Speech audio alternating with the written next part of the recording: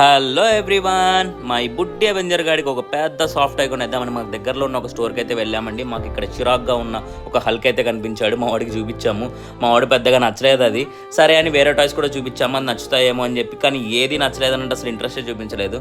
సరే అని మళ్ళీ వాడికి అదే హల్క్ టాయ్ చూపించాము. చూపిస్తే ఈసారి మాత్రం దాన్ని గట్టిగా లాగేసుకొని బుర్ర నోట్లో పెట్టేసుకొని ఏదేదో చేసేసాడు.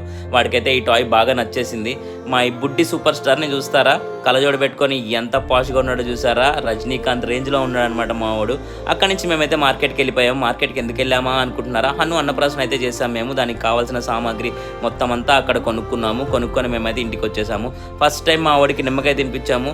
ఎలా రియాక్ట్ అవుతాడో చూద్దామని చెప్పి. వాడు చూసారా వింత ఎక్స్ప్రెషన్లు అన్నీ పెట్టాడు. ఆ ఎక్స్ప్రెషన్స్ అన్నీ చూసుకొని మేమైతే భలే నవ్వుకున్నామంట. భలే ముద్దుగా పెట్టాడు. కానీ నాకు ఇంకా కావాలి అని అయితే బాగా అడిగాడు.